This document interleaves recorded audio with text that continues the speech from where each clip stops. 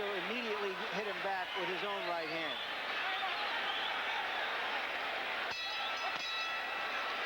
This the 5th round. And actually in the 4th round, Ray, another thing is that Solis went to the right-hand jab rather than that looping right hand that he'd been trying with before. Well, he'll find that it's far more effective throwing it straight than trying to loop it.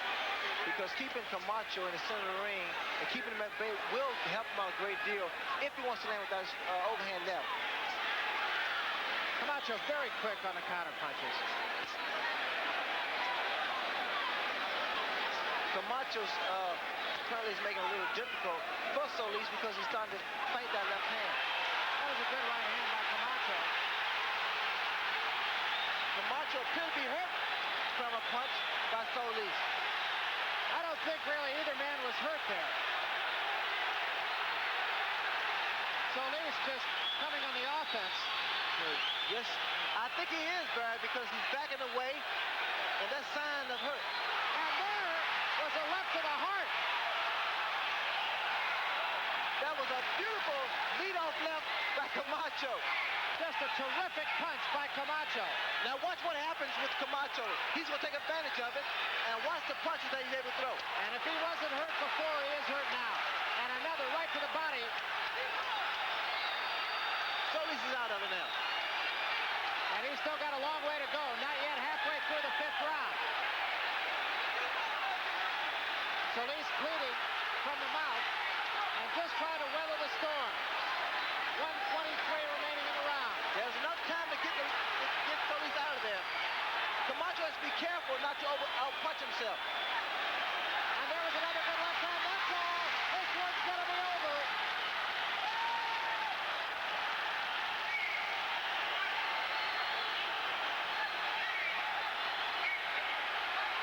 And he stayed down. That's all. Enough.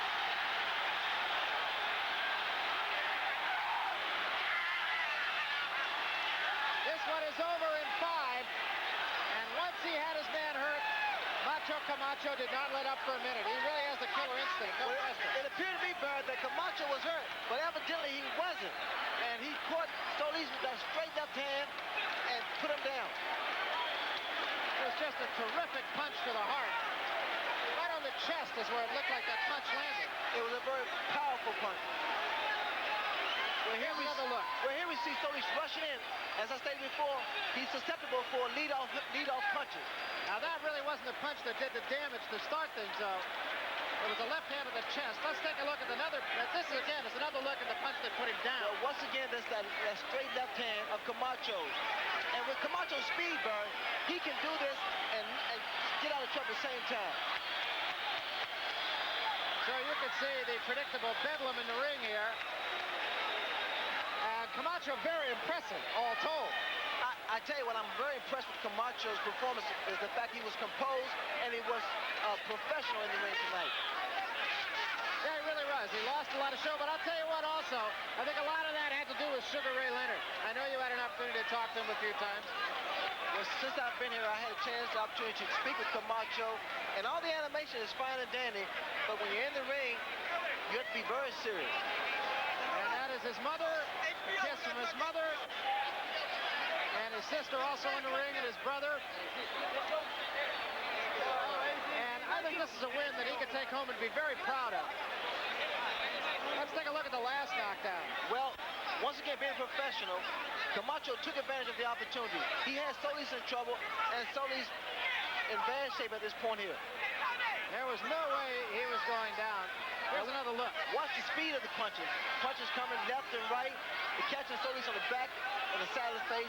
Solis is just in bad shape, Barry. Once he has his man in trouble, there's no question he's going to finish him off. And the fact that his hand speed, he takes full advantage of his natural and God-gifted talent. So a very impressive win, and I think also it's fair to say that he beat a pretty good fighter tonight. Well, it's fair to say that Camacho's in there with Rafael Solis, who I say now was a worthy challenger.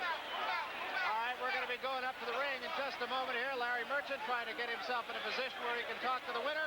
And right now, let's go up to Larry Merchant, who is with Macho Camacho. Okay, Barry, here we have Hector Camacho. Hector, it looked like he hit you his best shot about a minute before you finished him and got you just upset and you came back at him. Well, yes, he did call me pretty well. nothing really dangerous, but I felt they hit me. You know, he let me know he hit me. And it was a good shot, and it made me come. It's like, the better you are, the best come out of me. Do you think he got careless after that he thought that he would have you and left himself open? No, because he was trying to predict the fight. And I was just beating him with my jab and a lot of sweet movement. And it was not a time because he was beginning to slow down.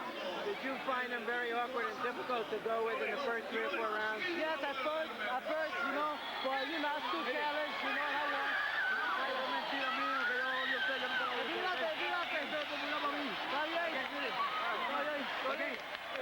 Hector. Cualquier cosa de boxeo, yo tú sabes cómo es mentira que yo no tengo bien. Está bien, está bien.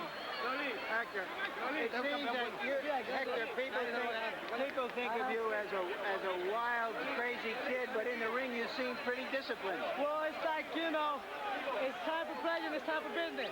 And when it comes down to business, I get pretty mean, because I'm the macho man.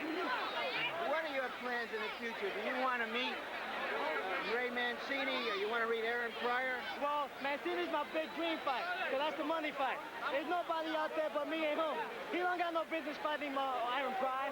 If Aaron Pryor did what he did to Aguayo, imagine what he did to Mancini. Do you think you can fight Aaron Pryor? Well, no time, you know. Everything is timing with me.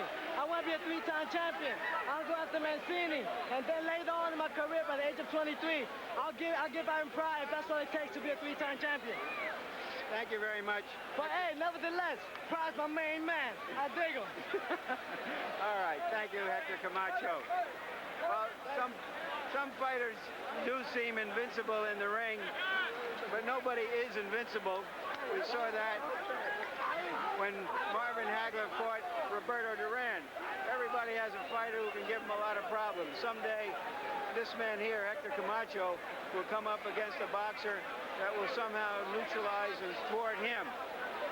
But he did what he had to do in his own way tonight, just as Marvin Hagler did what he had to do against the cagey veteran Roberto Duran. And you're going to see it all right here on HBO in a few moments. Barry? Okay, thank you very much, Larry Merchant. Let me get your final impressions of Macho Camacho tonight. He was very impressive, and as you mentioned, maybe more important than anything else, he just seems to be maturing as a fighter. Well, Brian, it was indeed a tough fight and a very impressive win for Camacho. Solis made it very tough for Camacho with his height and reach advantage.